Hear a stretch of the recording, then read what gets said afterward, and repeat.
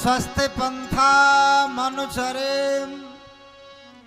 सूर्या चंद्रमसा विव पुनर्दत्ताग्नता जानता संगमे मही। गिर जाता है गर्क में जब जो उन्नत देश, ऊंचा करते हैं उसे तब ऊंचे उपदेश। ऊंचा करते हैं उसे तब ऊंचे उपदेश। सम्मानीय अध्यक्ष महोदय, समस्त उपदेशक महानुभाव, धर्म प्रेमी सज्जनों, ईश्वर की महान कृपा, आपका आरंभ किया हुआ आर्य उत्सव का कार्यक्रम आज ठीक प्रकार से संपन्न हो रहा है और बहुत विद्वानों के भजन, प्रवचन, उपदेश, व्याख्यान आपने बड़ी श्रद्धा से सुने हैं। हो सकता है कोई बात आपकी समझ में आई होगी, उसको अपने जीवन में ढालेंगे, उस पर चलने का प्रयास करेंगे, दूसरों को भी बताएंगे। आर्य समाज का कार्यक्रम हमेशा संसार के सुधार का कार्य करता है। संसार का उपकार करना इस समाज का मुख्य उद्देश्य है, अर्थात शारीरिक, आत्मिक और सामाजिक उन्नति करना। आर्य समाज नाम के संगठन ने लोगों की शारीरिक उन्नति की है, लोगों को स्वास्थ्य कैसे ठीक रहे, खान पान क्या हो, हम स्वस्थ कैसे रहे, ये बताया है। और आत्मिक उन्नति के लिए बहुत कुछ जो है उपदेश विद्वानों ने दिए हैं और समाज किस प्रकार से बढ़िया हो सकता है, किस प्रकार हमारे समाज का उत्थान हो, ये आर्य समाज सदैव से काम करता रहा है।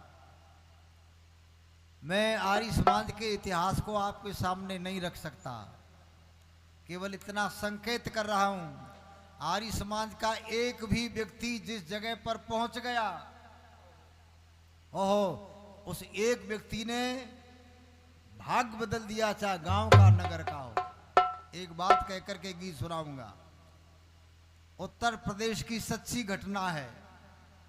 एक आर्य समाज का प्रचारक साइकिल पे अपना बाजा रख करके, कुछ सामान, कुछ किताबें रख करके और गांव-गांव प्रचार करता था। गांव-गांव बिना बुलाए चला जाता और जहां गांव में कोई बड़ा व्यक्ति होता, मुखिया, प्रधान, नंबरदार, सरपंच, उसके यहाँ जाके ठहरता और कहता, आज आपके यहाँ रहूंगा, भोजन की व्यवस्था हो जाए तो आप भोजन करा देना, नहीं तो पानी पिला देना और मेरी बात सुन लेना। ये उस प्रचारक की बात बता रहा हूं। घूमते घूमते हुए प्रचारक कानपुर जिले में घाटमपुर तहसील में एक उमरी रार नाम का गांव है, उस गांव में पहुंच गया। शाम का समय उस गांव में पहुंचा। उसमें आर्य समाज को कोई जानता नहीं था। कोई आर्य समाज की बात कहे, जैसे प्रचार करे, हमारे प्रचारक करते, खंडन करते, तो उसको लोग गाली देते थे, परंतु वो उस गांव में पहुंच गया, जान पहचान थी नहीं। दिन छुपने जा रहा था। एक व्यक्ति से पूछा, इस गांव में कौन बड़ा आदमी है, नंबरदार, मुखिया, प्रधान जो होते हैं, उनका मकान किधर है, जरा बताओ। लोगों ने कहा, या मुंशी राम जी मुखिया जी हैं, जो ऊंची चौपाल है और वह मकान है, वहां चले जाओ। मुखिया जी रईस आदमी थे बड़े, अब तो कुर्सी है, मूड़े पर बैठे थे। ये मूड़े होते हैं, उस मूड़े पर अपने यहाँ बैठे थे, बड़े आदमी थे, और लोग उनके पास आते तो नीचे बैठ जाते, और मुखिया जी मूड़े पर बैठते थे। ये व्यक्ति साइकिल लेकर के चला गया।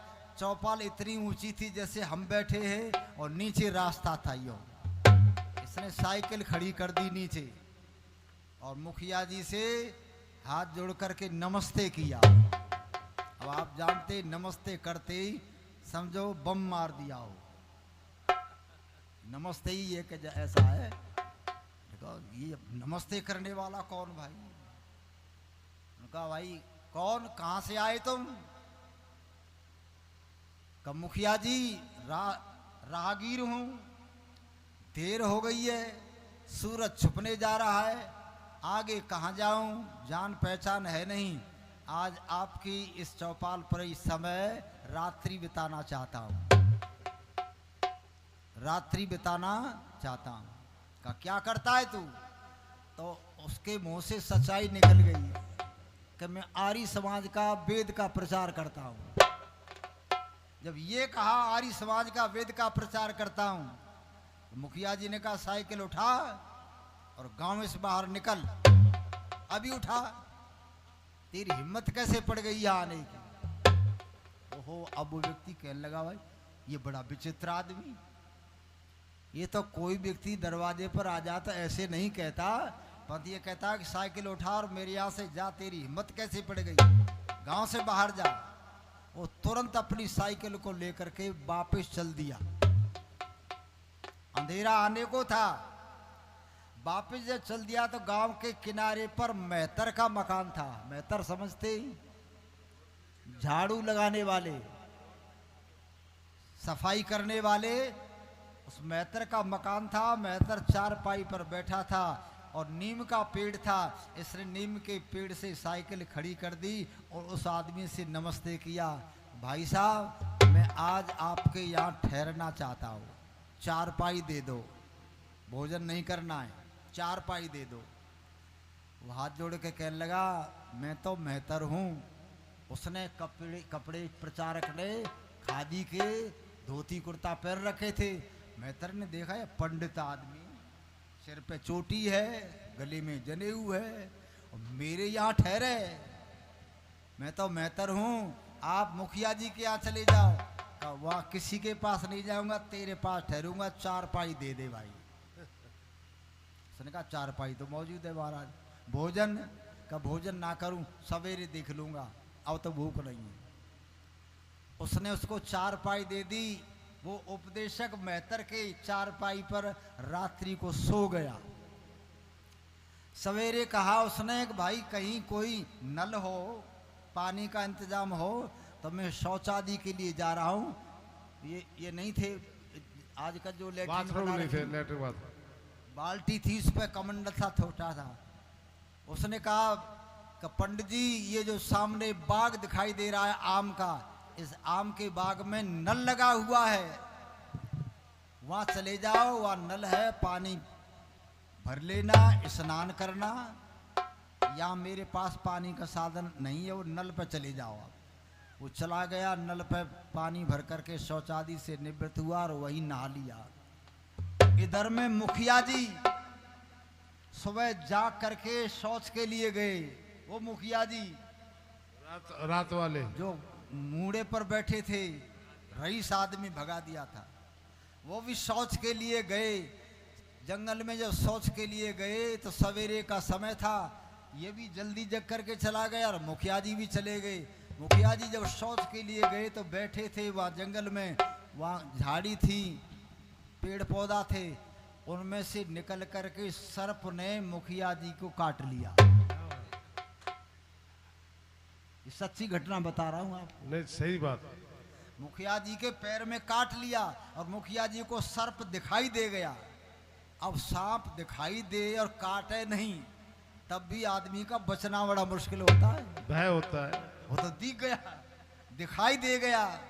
मुखिया जी चिल्लाए और भागे जल्दी से, एक सर्प ने काट लिया, बचाओ, सर्प ने काट लिया, बचाओ। जैसे तैसे मुखिया जी गांव में आए, गांव इकट्ठा हो गया।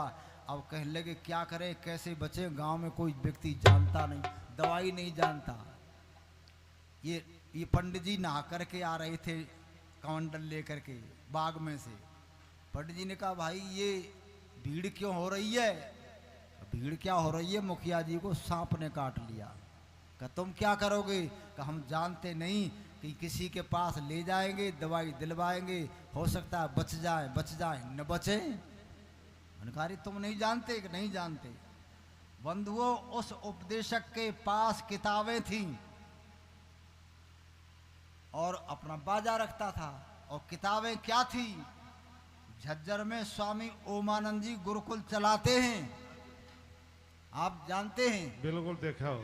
स्वामी जी के यहाँ झज्जर से किताबें छपती। एक किताब छपती है सर्प कांटे का इलाज।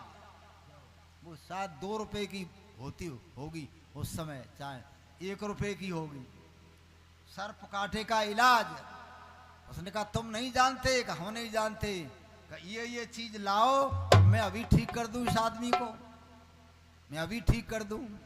गाय का घी लाओ तुम्हारे पास हो तो, और इसको भरपेट घी, गाय का घी पिला दो। और दवाई कुछ जो मैं जानता हूँ, वो दवाई उस किताब में जो लिखी थी, जड़ी बूटी, वो ले आया और ला करके मुखिया जी के वहाँ जहाँ सांप ने काट लिया वहाँ लगा दिया और पिला दिया।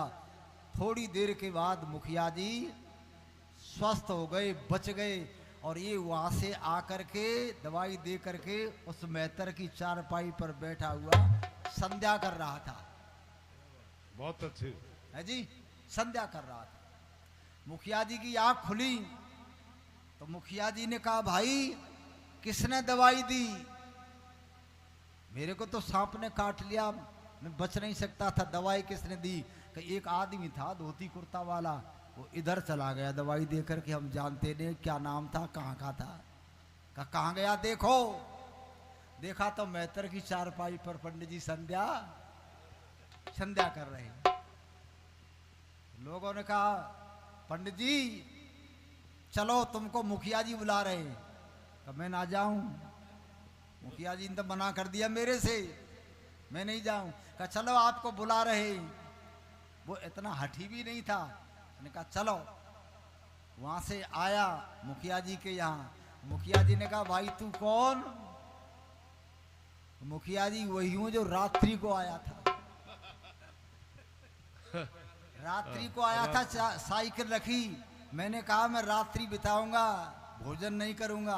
आपने कहा यहाँ से साइकिल उठा, निकल गांव से। मैं आपके यहाँ से चला गया, अंधेरा था और कहाँ जाता, गांव कोई दूर था। आपके यहाँ मेहतर के यहाँ ठहर गया, रात्रि को मैंने वहाँ समय बिताया। सुबह में नहाने के लिए वहाँ नल पे गया।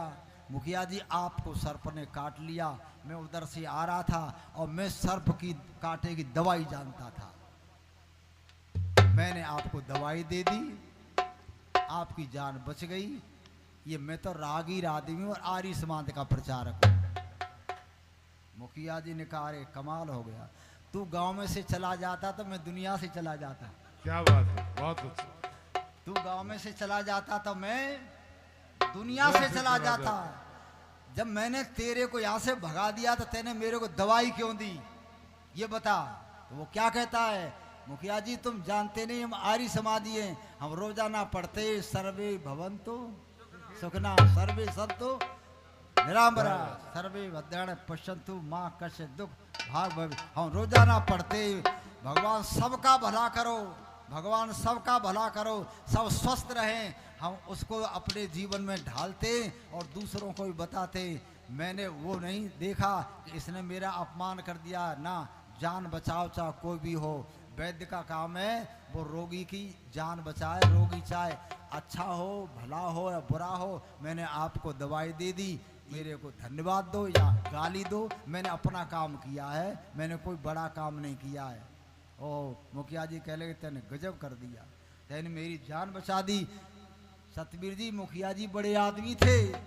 मुखिया जी ने कहा इस आदमी को रोको, इसका प्रचार सुनो, और मेरे पास जमीन है 10 बीघा जमीन मेरी आज ही आर्य समाज के नाम कर दो। गांव कौन सा है? उमरी रार, घाटमपुर तहसील और कानपुर जिला। 10 बीघा जमीन मुखिया जी ने आर्य समाज के नाम कर दी। कई जमीन की जो पैदा हो उस पैदा से हर वर्ष विद्वानों को बुलाना और उस पर खर्च करना, उत्सव कराना। पता नहीं कौन सा विद्वान कब क्या बात कह जाए, कोई किस व्यक्ति का जीवन। ये आर्य समाज ने लोगों को बदला है। आर्य समाज वो संगठन है, हम जो कहते हैं सर्वे भवन्तु सुखिनः, हम सारे संसार का कल्याण चाहते। इसलिए बहनों भाइयों बंधुओं, आर्य समाज की बातों को सुनो। न जाने कौन सी बात तुम्हारे काम आवे, तुम्हारा गांव का भाग्य बदल जाए, जीवन का कांटा ही बदल जाए, परिवार बदल जाए और सारा देश ही सुधर जाए। इसलिए आर्य समाज के संगठन को सहयोग दो। और सतवीर जी ने प्रतिज्ञा की है कि मैं हर वर्ष ये कार्यक्रम कराऊंगा, चाहे कुछ भी हो। मैंने व्रत ले लिया है, मैं बहुत बहुत धन्यवाद देता हूँ। हर वर्ष कराओ, कभी न कभी तो कुछ लोगों की समझ में तो कोई बात आएगी, संस्कृति बची रहेगी। आखिरी गीत सुन लो वैसे। अरे जाने न पावे शान, ओ जाने न पावे शान, ए आर्यो देखो जाने न पावे शान, आर्यो देखो जाने न पावे शान।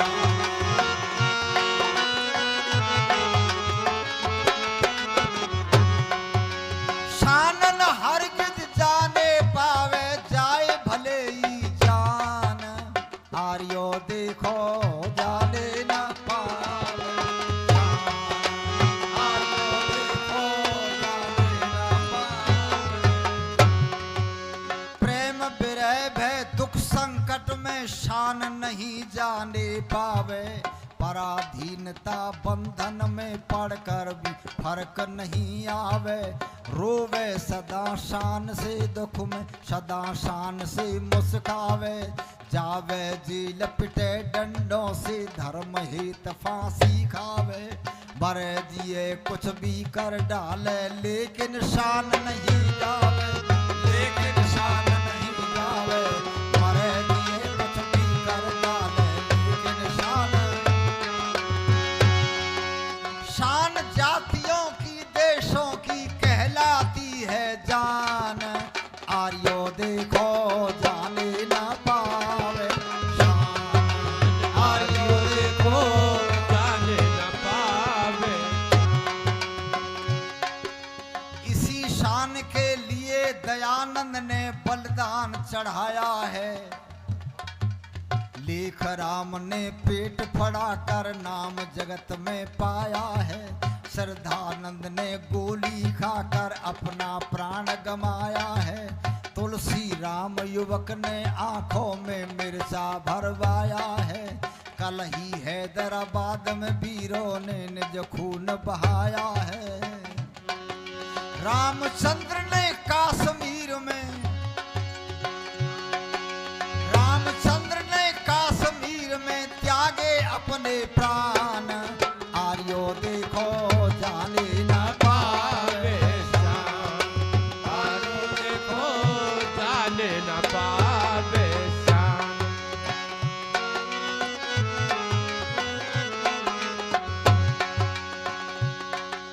इसी शान के लिए हकीकत ने अपना बलिदान किया।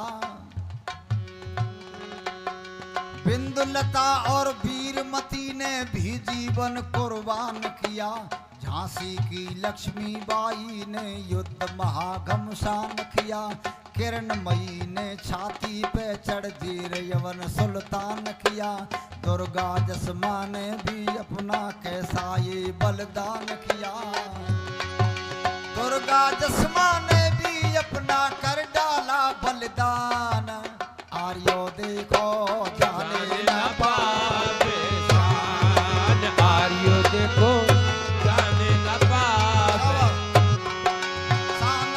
हरगिज जाने पावे, जाए भले ही जान, आर्यो देखो जाने न पावे शान, आर्यो देखो जाने न पावे।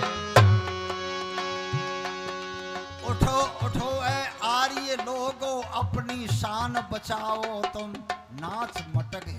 की तरह मत पुरखों का नाम डुबाओ तुम। देश धर्म और माँ बहनों की इज्जत पे मर जाओ तुम।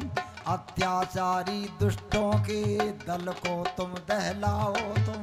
भारत के कोने कोने वेद का नाद बजाओ तुम। वेद का नाद बजाओ तुम। भारत के कोने कोने वेद का नाद। सिंह करो साहस नहीं होते, सिंह करो साहस नहीं होते, सब दिन एक समान। आर्यो देखो जान ना पावे श्याम, आर्यो देखो जान ना पावे